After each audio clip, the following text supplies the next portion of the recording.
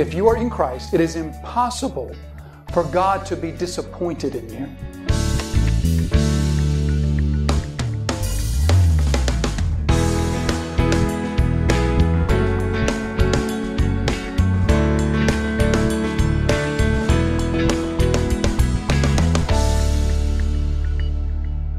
What about this glory of Jesus? Look at John 17, verse 5 and verse 24. Remember when Jesus talks about God restoring His glory? And now, Father, glorify me in your own presence with the glory that I had with you before the world existed.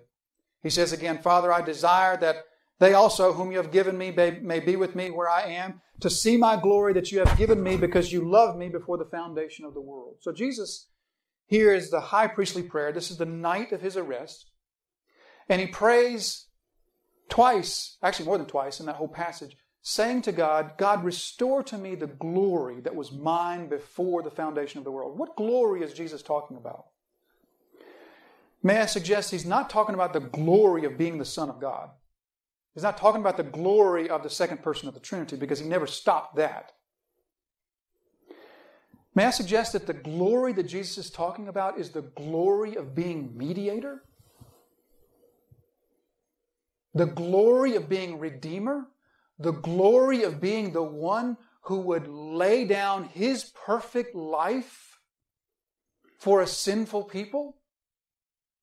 Why does Jesus ask this?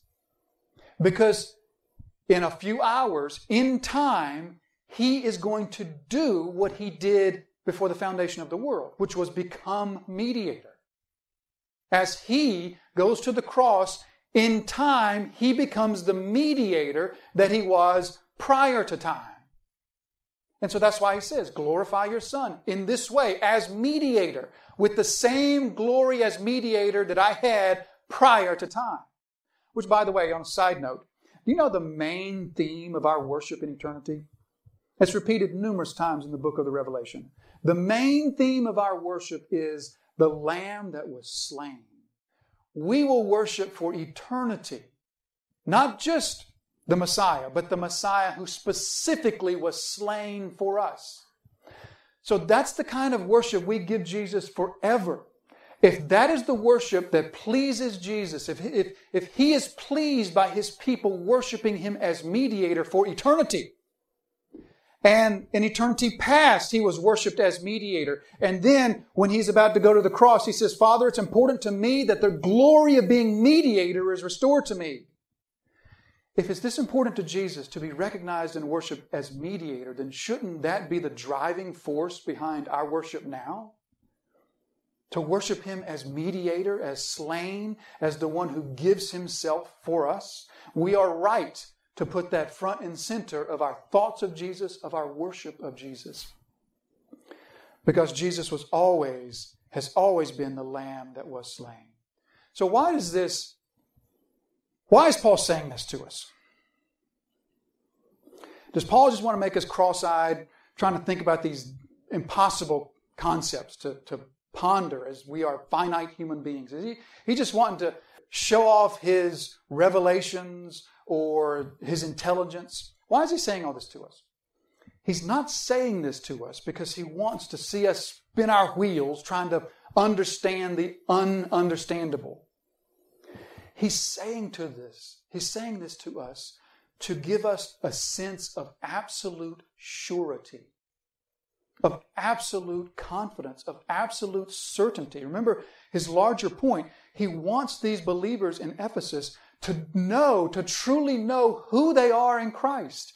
And so he wants them to see just with what certainty, with what surety you are in Christ.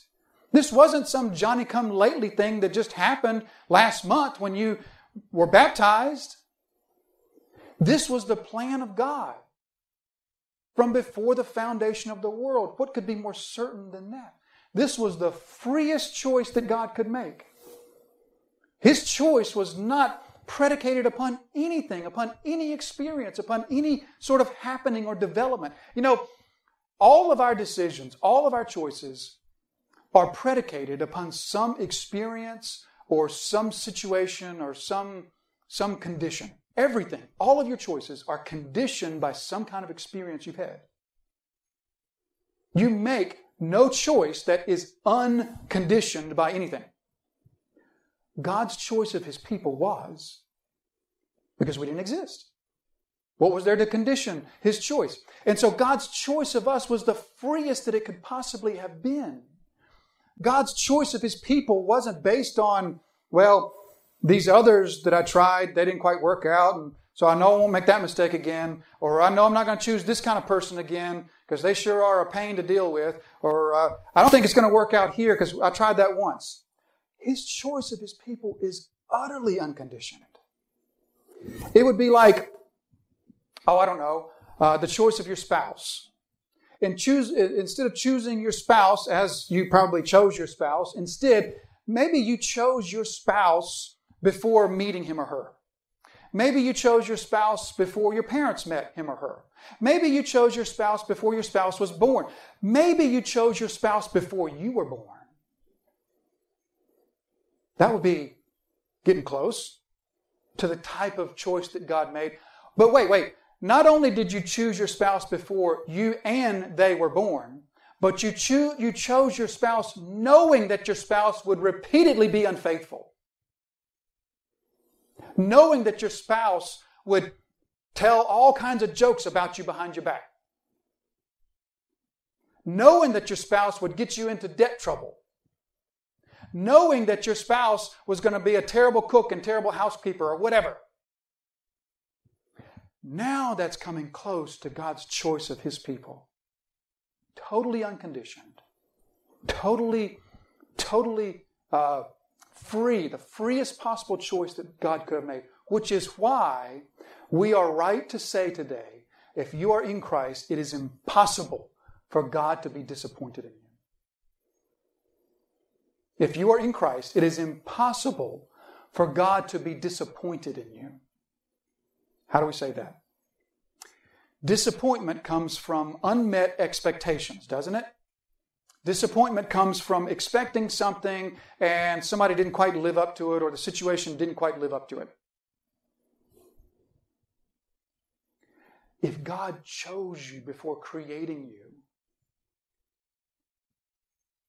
and God placed you in union with Christ before you existed, and from the moment of creating you, He created you in union with Christ, how could He be disappointed with you today? Now, that's not the same thing as saying God's never disappointed in our sin. But what I'm saying is God is never disappointed in us as a person. We are wrong to think, boy, I guess I just didn't turn out like God wanted me to. I'm sure God looks down at me and wishes I'd done this and hoped that I'd done that differently and just was hoping for bigger things for my life. Ephesians 1 verse 4 won't let us say that. It is impossible for the God who first conceived you, conceiving you in union with Christ, it is impossible for Him to be disappointed. So, here is the first two phrases, and there is much more that could be said about that. And hopefully, again, these are such huge concepts. It's impossible to exhaust them. It's impossible to even fully understand them or explain them. But Paul's point here, which is my point, the whole point is not that we understand all the ins and outs about the mind of God, but Paul's point is worship Him. Worship Him. This is the God who chose His people from the foundation of the world. Worship Him.